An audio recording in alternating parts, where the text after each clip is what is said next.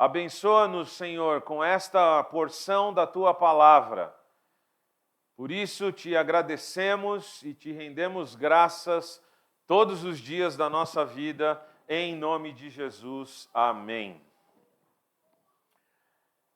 O Mateus falou no início do culto, nós, humanos de maneira geral, não especificamente apenas o povo de Deus, mas nós, como pessoas, gostamos de música. Muito embora algumas coisas que apareçam hoje nas rádios seja difícil qualificar como música. Mas, enfim, tem melodia, tem harmonia e tem ritmo, em tese é música. O fato é que a música não só realça, não só instiga as nossas emoções, mas letras de música também afetam o nosso pensamento, o nosso raciocínio. Quantas musiquinhas eu, como professor, e muitos outros professores não ensinam aos seus alunos para memorizar sequências de nomes de planetas, sequências dos níveis de classificação científica, fórmulas matemáticas. Essas musiquinhas, os vestibulandos agora no final do ano, a gente vê, né, na prova eles lá e eles ficam balbuciando palavras no meio da prova, eles estão tentando reanimar a memória com musiquinhas, com frases, para tentar lembrar do que precisa ser respondido. Tem uma frase muito interessante que a gente usa na biologia, parênteses. Rato frito com orégano fica gostoso, experimente. Reino, filo, classe, ordem, família, gênero, espécie. Para você lembrar a classificação científica nas provas aí do final do ano. Tem música para tudo. Tem música para alegria e tem música para tristeza. Tem música que celebra o nascimento. Tem música que celebra a morte. Tem música de casamento. Infelizmente, hoje tem música e festa para divórcio. Tem música quando nasce o primeiro filho. Tem música quando nasce o segundo filho. Tem música quando papai e a mamãe vão embora. Tem música de aniversário. Países têm suas músicas características. Times de futebol têm suas músicas características. Talvez você tenha alguma música que lhe seja especial. Se você é casado, talvez as músicas que foram entoadas no seu casamento. Talvez música quando você era criança e ela falou ao seu ouvido. Eu me lembro até hoje da primeira música que eu ouvi e prestei atenção nas notas, prestei atenção na bateria. Estávamos eu e o Toninho, um amigo da igreja. É bem verdade que a gente não estava ouvindo a música de igreja, mas aquela música marcou a nossa vida. Música está presente na palavra de Deus. O Salmo 126 diz que aqueles que vão semeando, vão cantando, e os seus molhos vão trazer com alegria. Outro salmo diz que quando o Senhor restaurou a sorte, essas pessoas ficaram como quem sonha. E o salmista diz, a nossa boca se encheu de júbilo. Tem música para tudo. A vida é uma música. Se música tem harmonia, melodia e ritmo, nossa vida tem passado, presente e futuro. Nossa vida tem começo, meio e fim. Nossa vida tem antes da vida, o período da vida e depois da vida biológica, como quero colocar aqui nesse instante. A nossa vida tem momentos altos e momentos baixos, mas também tem momentos em que parece que o vento está soprando a favor. Mas a nossa vida também tem momentos em que parece não ter vento. E quando o vento vem, às vezes a gente não consegue içar as velas. E o nosso barco não sabe para onde vai. O barco da nossa vida não sabe para onde vai. Antes de Jesus nascer, o povo de Deus estava como que à deriva. Depois do último profeta, 400 anos de silêncio da parte de Deus. 400 anos em que Deus não fala com o seu povo da maneira como falava anteriormente. Havia o profeta, a boca de Deus, eventualmente esse profeta escrevia o que Deus lhe mandava falar, mas durante 400 anos, Deus silencia a sua voz com o povo. E quando ele volta a falar, qual é a mensagem que ele traz? Lembra? João Batista é o primeiro que se levanta depois desses 400 anos e diz: arrependam-se, porque é vos chegado o reino dos céus. 400 anos de silêncio. E a mensagem que Deus dá é: arrependa-te. Você está em pecado. Você precisa se arrepender. 400 anos de silêncio. Qual é a melodia que Deus vai cantar agora? Qual é a melodia que Deus vai dar agora para as pessoas? Deus novamente vai falar conosco. Que alegria! E a mensagem é: você é pecador e precisa se arrepender dos seus pecados, porque o reino dos céus acabou de chegar. É essa a mensagem de Deus depois do seu silêncio. 400 anos. Um pouquinho de história. Será que você aguenta um pouquinho de história? 400 anos no Egito. 430. Páscoa. Festa. Se arrumem rápido. Pegue tudo que você precisa pegar. Estamos de saída. Sei bem o que é isso. Sei bem o que é pegar as coisas e sair, porque nós estamos de saída. Ir embora porque nós estamos de saída. Pega, come tudo. Páscoa, come tudo, não sobra nada. Passa o sangue nos umbrais, isso vai ser importante para você. 430 anos de escravidão. De repente, a liberdade. Deus tira o seu povo do Egito com mão forte, 10 pragas, subjuga o Egito, subjuga o faraó e o povo sai livre. Mas logo depois, que saudade das cebolas e dos alhos do Egito. Moisés, você nos trouxe aqui para morrer diante desse mar. Melhor seria termos ficado no Egito. Eles passam pelo Mar Vermelho e passam mais 40 anos peregrinando no deserto.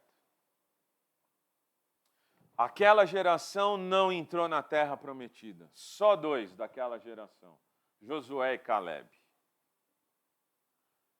E agora estamos no Novo Testamento.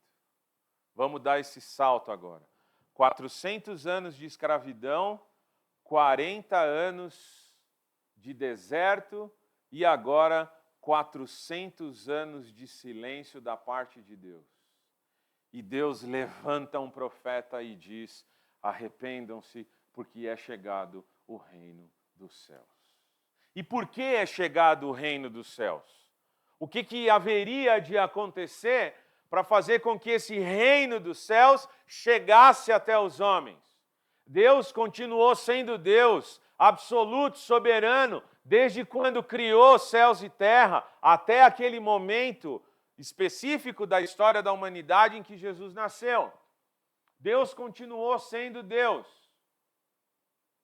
Onde estava Deus quando o povo foi cativo para a Babilônia? Deus estava sentado no seu trono soberano, regendo tudo o que acontece. Onde estava Deus quando eles voltaram do exílio? Deus estava sentado em seu trono soberano, regendo tudo o que acontece. Mas na plenitude dos tempos, Jesus nasceu. Só que antes de nascer, ele foi gerado. Gerado pelo Espírito Santo de Deus. Qualquer tipo de cristianismo que negue isso não é cristianismo. E aí estamos agora diante do texto desta manhã. Naqueles dias, quais dias? Se a gente voltar um pouquinho aqui no texto de Lucas, no capítulo 1, a gente tem o relato da conversa que Maria teve com o anjo, ou o que o anjo teve com a Maria. E no final, no versículo 38, capítulo 1, versículo 38, a Bíblia nos diz: então Maria disse: aqui está a serva do Senhor, que aconteça comigo conforme a sua palavra. Então o anjo foi embora. Naqueles dias, um pouco depois da conversa que o anjo teve com Maria, eu sempre que penso nesse trecho da palavra de Deus, eu sempre me pego pensando: eu queria ter estado atrás da porta. Eu queria ter visto essa conversa do anjo com Maria. Eu queria ter visto a fisionomia dela. Eu queria ter visto a fisionomia do anjo. A Bíblia diz que anjos não se dão em casamento. Casamento é dia de festa, dia de alegria. Eu não sei se anjo sorri, eu não sei se anjo ri, mas o fato é que quando os magos foram visitar Jesus, ouviu-se uma grande voz nos céus, né? Os anjos estavam alegres e felizes, cantando quando os magos foram visitar o Rei dos Reis. Então eu acho que nessa hora, Gabriel deve ter dado um sorrisinho, né? Diria meu pai, um sorriso de soslaio ali para Maria. Eu queria estar lá. Eu queria ter estado lá para ver essa conversa. O fato é que quando o anjo vai embora, Maria se encontra grávida. Naqueles dias, né? Parece mesmo pouco tempo. Em torno de 3 meses de gestação da Maria, ela vai visitar Isabel. O que uma garota de 12, 13 anos pensa na vida? Hoje em dia, eu dou aula para garotas de 12 e 13 anos de idade. Eu faço ideia do que elas pensam na vida. E não são coisas lá muito boas. Algumas infantis demais, outras querendo parecer maduras demais. Mas na época de Jesus, uma garota de 12 ou 13 ou 14, 15 anos, que é o que se pressupõe que Maria tivesse, o que ela estaria pensando? Será que ela estaria pensando na vinda do Messias? Certamente, o povo de Deus estava pensando nisso. A ideia da vinda do Messias era muito presente naqueles dias. Havia um apelo messiânico naqueles dias. Israel estava sendo subjugada pelo Império Romano. Já tinha sido subjugada por outros impérios, mas Roma domina aquele espaço e passa a dominar. Eles querem aquela terra de volta para eles. Tem até um grupo de judeus que quer subverter o sistema e matar os romanos à espada, à faca, a um sicário. E Jesus chama um desses para andar ao lado dele. Simão o Zelote. Simão o Zelote. Mas o povo estava ali, naqueles dias, ansiando pela vinda de um Messias. Os livros dizem que, naquele momento histórico, muitas crianças, muitos meninos, quando nasciam, recebiam o nome de Joshua, Josué. O Senhor é a salvação. Os relatos dizem que muitos meninos tinham variações desse nome. Tamanho era o anseio das famílias pela vinda do Messias. Mas o fato é que uma única mulher foi visitada pelo anjo e agora ela se encontra grávida do Salvador.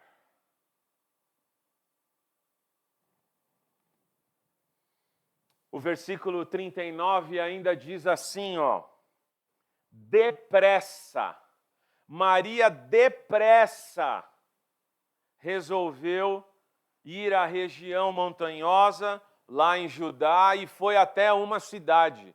Depressa. Isso me faz lembrar o depressa lá do Êxodo. Eles tinham que se preparar muito rapidamente, porque Deus haveria de livrá-los da escravidão do Egito. E agora Maria tem pressa, porque ela quer dividir a alegria que ela está tendo com Isabel.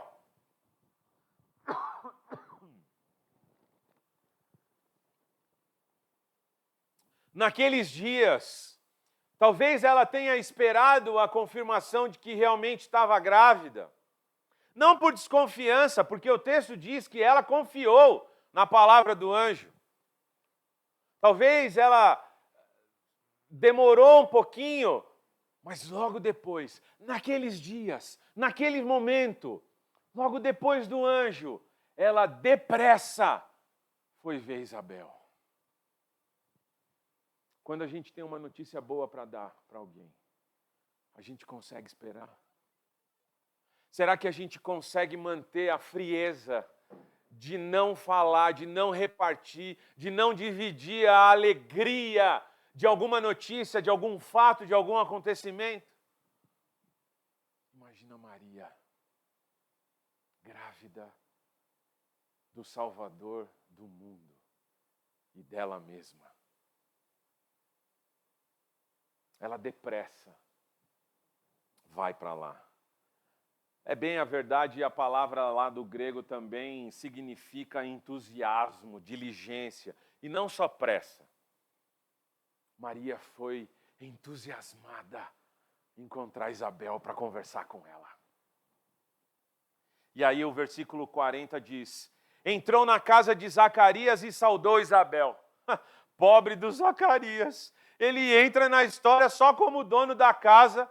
Ela não quer saber de falar com Zacarias, ela quer falar com Isabel. Talvez ela soubesse que Isabel também estava grávida. E duas grávidas devem ter muito o que conversar. Está dormindo? Ai, não aguento mais, não consigo mais dormir, não tenho mais posição. Imagina, estou tranquilo, nem parece que eu estou grávida, está super de boa. Está comendo tudo que você consegue comer antes? Ai, não consigo nem sentir o cheiro daquela comida, está tudo reviravolta aqui dentro de mim. Ela não quis saber do Zacarias, o Zacarias foi só o dono da casa. Ela queria encontrar Isabel, porque ela tinha um objetivo ali. E esse objetivo tinha que ser cumprido. Ela passa por Zacarias e nem quer saber dele. Ela quer se encontrar com Isabel. Parece que havia uma relação muito próxima entre elas. Parece que, como grávidas, elas estavam passando exatamente pelas mesmas situações, pelo mesmo momento. Provavelmente elas tinham as mesmas demandas. Provavelmente elas tinham as mesmas necessidades. Passavam talvez pelos mesmos perrengues que uma grávida passa. Ainda mais Isabel, que estava grávida há mais tempo do que Maria. O fato é que havia ali uma certa intimidade. A mesa do Senhor, que é a sua ceia, é um momento de intimidade. É um momento em que vamos desfrutar da intimidade com o nosso Senhor. Foi Ele mesmo quem instituiu isso. Foi Ele mesmo que chamou os 12 para sozinhos celebrarem aquela Páscoa. Era o momento de Jesus com os 12. Tão íntimo, mas tão íntimo aquele momento, que Jesus disse que um deles o entregaria. Isso não foi dito no meio do Sermão do Monte. Isso não foi dito entre a multidão que temos visto domingo após domingo no Evangelho de Marcos, que cercava Jesus vez por outra durante seu ministério. A traição foi dita num momento de intimidade. Isso serve de alerta para cada um de nós, porque nesse momento de intimidade com Cristo, se não vigiarmos, nosso coração pode pensar coisas erradas. Lembremos, irmãos, que foi num culto que surgiu a vontade do primeiro assassinato. Foi no momento do culto que um dos primeiros homens a pisar nessa terra tornou-se assassino. Lembremos, como vimos no Evangelho de Marcos, que até o diabo, pai da mentira, diante de Jesus Cristo, é obrigado a falar que Ele é o Cristo. Mas eu e você, às vezes, diante de Cristo, vivemos uma vida que nega o fato de sermos seguidores de Cristo. Maria estava tendo um momento com Isabel de intimidade, de alegria, de troca de experiências. E o quanto temos falhado no discipulado, hein, irmãos? O quanto temos falhado nisso.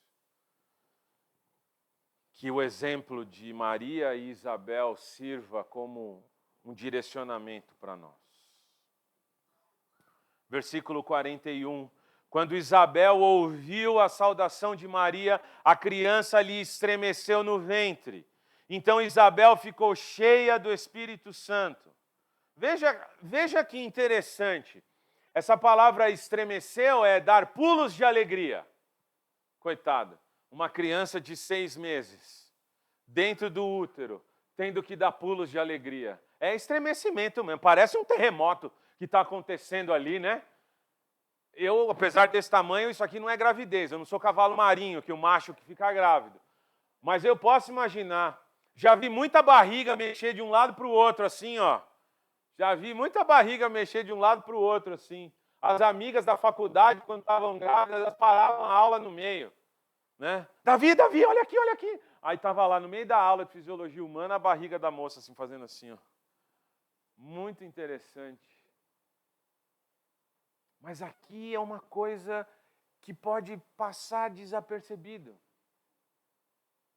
A criança pula dentro do útero quando Isabel, a mãe, ouve a saudação da Maria. E é Isabel que fica cheia do Espírito Santo. Ainda não era a hora do João Batista ser cheio do Espírito Santo. Ele não ia falar nada, ele estava ainda dentro do útero da sua mãe. Mas Isabel toma consciência daquele momento, daquela visita, daquela circunstância, e é tomada pelo Espírito Santo de Deus a ponto de ficar cheia do Espírito Santo. É ela que ouve a saudação de Maria, mas é a criança que responde em primeiro lugar. Eu não sei se crianças dentro do útero escutam as coisas que são faladas aqui fora. Me parece que escutam. Mas imagina o som passar pela pele, passar pelo músculo, passar pelo útero, passar pelo líquido amniótico, entrar na tuba uterina, balançar o tímpano da criança, e a criança lá dentro ter o tímpano balançado. Há quem diga que as pessoas que estão dentro do útero, as crianças que estão dentro do útero, lembram das coisas que ouviram do lado de fora enquanto estava dentro do útero. Eu, enquanto estive dentro do útero, eu não me lembro nada do que foi falado. Enfim, esse não é o ponto. O ponto é que aquela criança também estremeceu por causa do Espírito Santo. O fato é que aquela criança já pertencia a Deus. Esse é mais um dos motivos pelos quais nós, como igreja, temos que nos posicionar a favor da vida. O Salmo 139, o salmista diz: viste os meus ossos ainda informes. Deus tem relacionamento com os fetos. Eu não sei como é. Este aqui eu sei. Este aqui eu sei. A palavra de Deus diz que João Batista pula e Isabel entende que esse movimento é diferente dos outros. Porque ela diz para Maria que a criança se agitou por causa da alegria. E ela também está sentindo alegria. Irmãos, a gente tem que fazer certas perguntas. Quando foi a última vez que você deu um pulo de alegria por causa da presença de Jesus na sua vida? Ontem eu estava alegre e feliz com a Maristela porque a gente mudou de casa. A casa está toda bagunçada, é bem verdade, parece um depósito a casa. Tem caixa para tudo que é lado. Tem roupa na cozinha, tem prato na sala, está tudo bagunçado. Mas a gente estava feliz ontem. Agradecemos a Deus? Sim, agradecemos a Deus. Em meio ao caos e à bagunça, agradecemos a Deus. Afinal de contas, Deus é quem põe ordem no caos, né? Foi assim lá em Gênesis 1. Quem sabe a gente chega hoje em casa e já está tudo arrumado, né, Maristela? O fato, irmãos, o fato é que a gente não dá pulos de alegria já faz algum tempo. Eu estou falando a gente por uma questão retórica. Eu não posso falar de você, eu posso falar de mim. Que a gente sente alegria toda vez que a gente está aqui no culto? Com certeza. Mas e aquele pulo de alegria, aquele estremecimento da alma? Quando foi a última vez que a gente sentiu isso por causa da presença de Deus na nossa vida? Quando foi a última vez que você saiu depressa para contar o que Deus estava fazendo com você para uma pessoa muito íntima sua?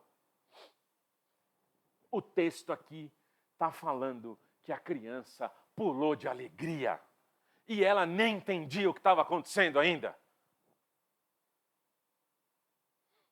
E ainda o versículo 41 diz: então Isabel ficou cheia do Espírito Santo. Irmãos, me permita fazer outra pergunta.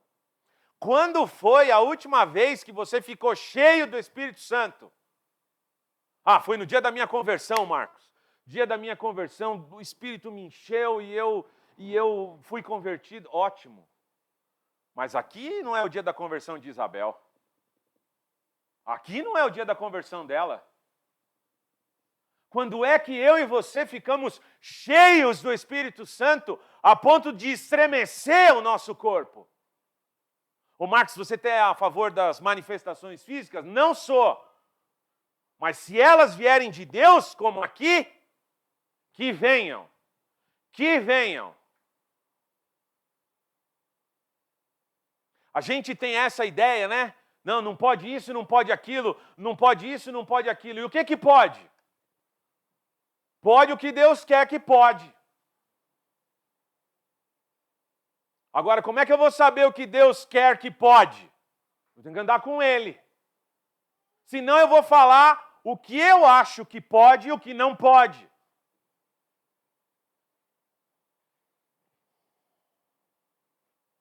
Ela ficou cheia do Espírito Santo. O que você faz quando você fica cheio do Espírito Santo? Você se lembra? O que você fez quando você ficou cheio do Espírito Santo? Infelizmente, ainda nos nossos dias,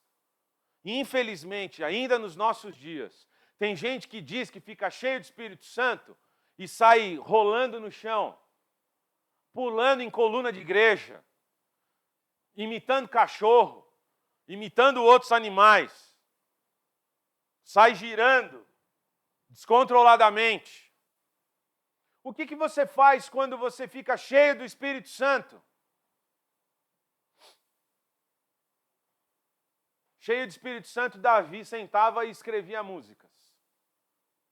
Cheio do Espírito Santo, Moisés escreveu os 5 primeiros livros da Bíblia. Cheio do Espírito Santo,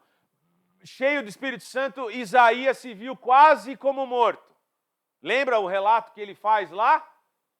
Cheio do Espírito Santo, no ano do rei Urias, etc. Uzias, né? Urias. Agora eu preciso fazer a coisa bonita. Senão, nunca mais eu vou ser chamado para pregar. No ano da morte do rei Uzias. É isso aí. Lógico. Lucas 1, voltamos lá.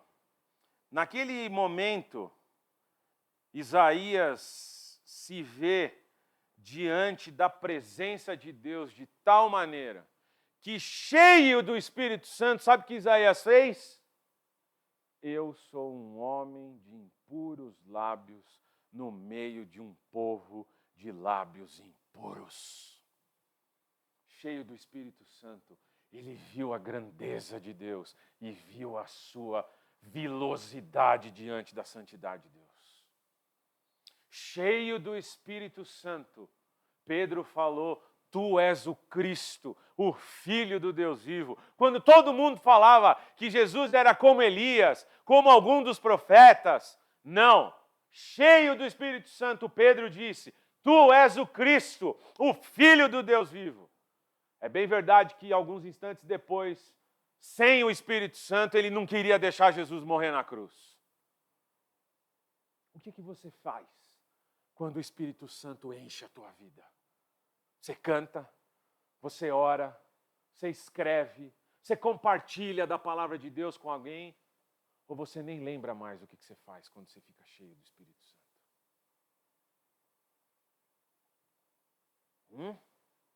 Isabel cantou. Maria também cantou. O velho Simeão, o velho Simeão, ele cantou também.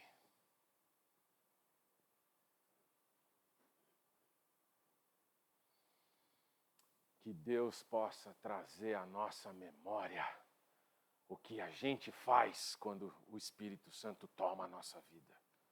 Jeremias escreveu isso, né? Quero trazer à memória aquilo que vai me dar esperança. Às vezes nós temos que puxar da memória, né? Porque faz tanto tempo. Às vezes a gente tem que puxar da memória. Versículo 42, o texto diz: e exclamou em alta voz: Bendita é você entre as mulheres, e bendito o fruto do seu ventre. Parece uma cópia, né, da conversa que Maria tinha ouvido naqueles dias ali com o anjo, né? Bendita és tu entre as mulheres. Maria foi agraciada. Maria foi beneficiada. Maria foi abençoada. E Maria era como qualquer uma de vocês que está sentada aí no culto de hoje. Ela não tinha nada de especial. Ela era uma virgem, como talvez milhares de outras mulheres virgens no povo de Deus. Mas o texto diz que ela foi agraciada. Ela recebeu uma graça. Aqui eu preciso fazer um outro parênteses. Católicos têm Maria demais.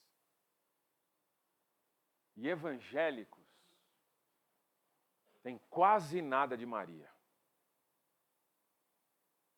Talvez, se a gente se debruçasse sobre a vida dela, talvez a gente aprendesse um pouco mais sobre como deve ser a nossa vida em sujeição à vontade de Deus. Porque se tem uma coisa que Maria nos ensina, é como eu devo me comportar diante da vontade soberana de Deus. As palavras dela foram: seja feita na tua serva o que está prometido. Isabel reconhece isso. Isabel reconhece que Maria está sendo abençoada por Deus. É bem verdade que no final da vida, quando Jesus está na cruz, Maria vai sofrer e vai sofrer bastante. Mas agora é hora de celebração. Agora é hora de alegria. Agora é hora de pular de alegria. Ainda bem que eu não vou pular, porque esse chão aqui pode não aguentar. Veja, a bênção de Deus recai sobre a mãe. Bendita é você entre as mulheres. E a bênção de Deus recai sobre o filho. E bendito o fruto do seu ventre. Ambos estão sendo abençoados. Mãe e filho. Ambos estão sendo agraciados pela bênção de Deus. Mas como assim? Jesus não é Deus? Sim, Jesus é Deus. Sempre foi, sempre será, eterno com o Pai. Mas agora,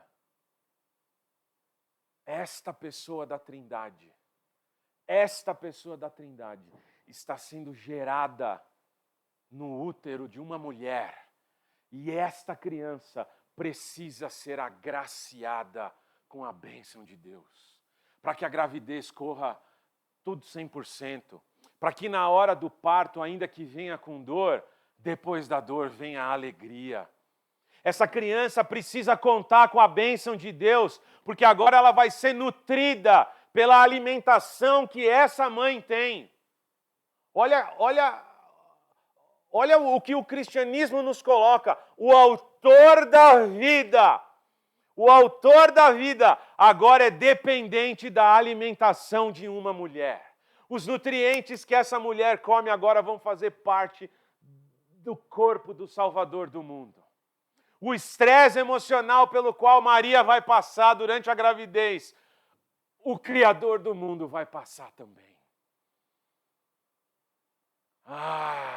Que Deus é esse que se identifica com o ser humano a esse ponto de sofrer o que a gente sofre, de gostar do que a gente gosta, de odiar o que a gente tem que odiar, de sentir o que a gente sente. Que Deus é esse?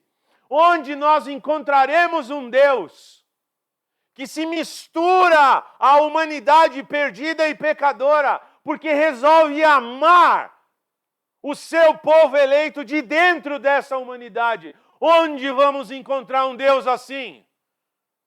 Onde vamos encontrar um Deus que ao mesmo tempo ama, é gracioso, mas cobra atitudes coerentes com este amor e com esta graça que Ele mesmo dispensa aos seus filhos? Onde vamos encontrar um Deus assim?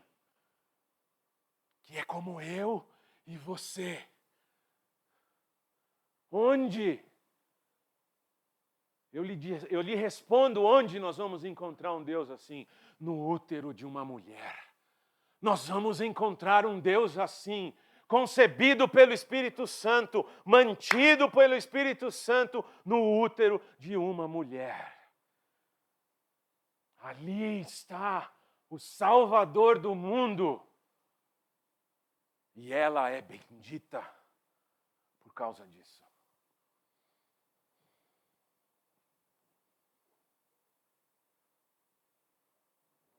O versículo 43 é muito importante. Diz o versículo 43, e que grande honra é para mim receber a visita da mãe do meu Senhor. A criança não tinha nascido. Isabel não tinha visto o rosto dessa criança. Nem a mãe tinha visto o rosto dessa criança. Não tinha ultrassom 3D naquela época. Não dava para ver a criança com o dedinho na boca, treinando o movimento de sucção dos lábios, para quando ele nascer, já saber o que tem que fazer no peito de sua mãe. Não tinha ultrassom 3D para saber qual que era o formato do nariz, das orelhas, do corpo dessa criança.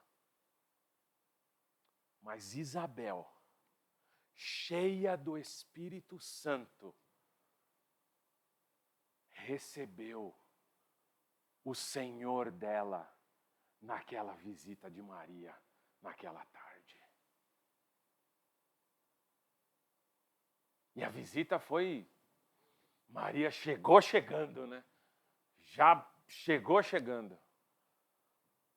Irmãos, eu vou perguntar de novo.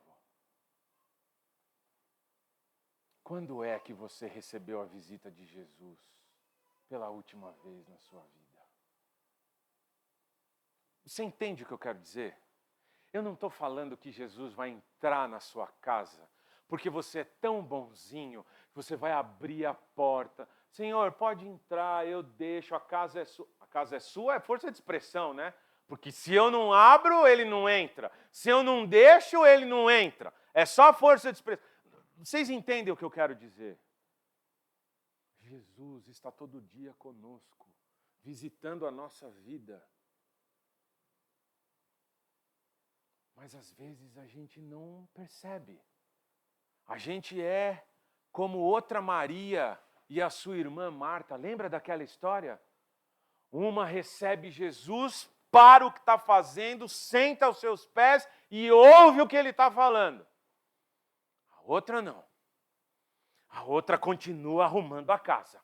A outra quer cuidar dos afazeres. O mestre está lá, o Salvador está lá, mas ela está querendo arrumar a casa. Jesus está comigo e eu estou querendo fazer as coisas do jeito que eu quero fazer. Isabel, cheia do Espírito Santo, diz: recebi a visita do meu Senhor. Ah, que saudade eu tenho da visita do meu Senhor. Que saudade que eu tenho da visita do meu Senhor. Já há o reconhecimento de que Maria estava grávida do Salvador. A expressão meu Senhor nunca tinha sido dirigida para nenhum homem até esse momento. Mas agora, Maria estava grávida de uma das pessoas da Trindade. A expressão meu Senhor é a expressão que no Antigo Testamento era direcionada apenas a Deus. Só que agora, meu Senhor, pode ser direcionada para uma pessoa, porque essa pessoa é Deus conosco, é Emanuel, é Deus presente. Ele é meu Senhor, não é o imperador de Roma, Ele é meu Senhor, não é o cobrador de impostos que todo dia vem cobrar de mim aquilo que eu preciso pagar. É Jesus Cristo, o meu Senhor. Não é o soldado romano que vem com a lança, espezinhando a minha vida, me fazendo sentir medo na terra que é minha, na casa que é minha. Não é Ele, é Jesus Cristo, o meu Senhor. Não é ninguém a não ser Jesus Cristo, o meu Senhor. E se isso sai da nossa vida, se isso sai da dinâmica da nossa vida, qualquer outra coisa ou pessoa vão ocupar o lugar deste Senhor nas nossas vidas. O nosso coração é uma fábrica de ídolos. E não precisa muito, não. A gente tem ídolo no casamento, a gente tem ídolo na família, a gente tem ídolo no trabalho, a gente tem ídolo nas relações de amizade, a gente tem ídolo dentro da nossa casa. Basta você se olhar no espelho. Mas Ele é o meu Senhor. Isabel reconhece isso antes mesmo do Senhor nascer. Porque ela estava cheia do Espírito Santo. E quando a gente está cheio do Espírito Santo, a gente não precisa ver para crer. A gente simplesmente crê. Verso 45. Bem-aventurada a que creu, porque serão cumpridas as palavras que lhe foram ditas da parte do Senhor. Novamente a questão do crer e o cumprimento do que foi anunciado. Tomé não creu no relato que ele ouviu. Eu não creio, não. Só vou crer quando eu encontrar com ele. Meu momento ator agora. Mas Tomé, nós estamos andando com você faz 3 anos. A gente é teu amigo, você não acredita no que eu estou... Não. Vou acreditar quando eu encontrar com ele só. A Bíblia diz que passaram-se 7 dias. 7 dias. Tomé desacreditando do relato dos amigos dele.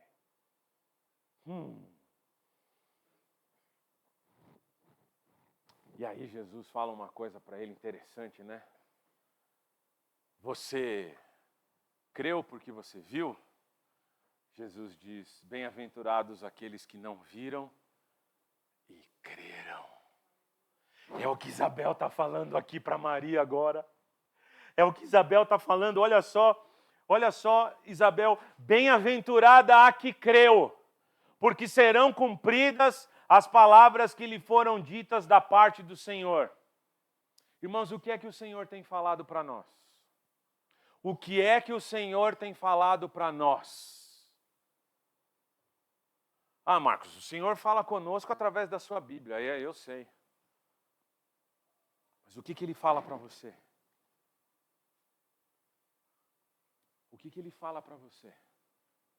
Eu não sei, eu não estou aí no seu coração, eu não estou na sua intimidade com Deus. Mas saiba de uma coisa.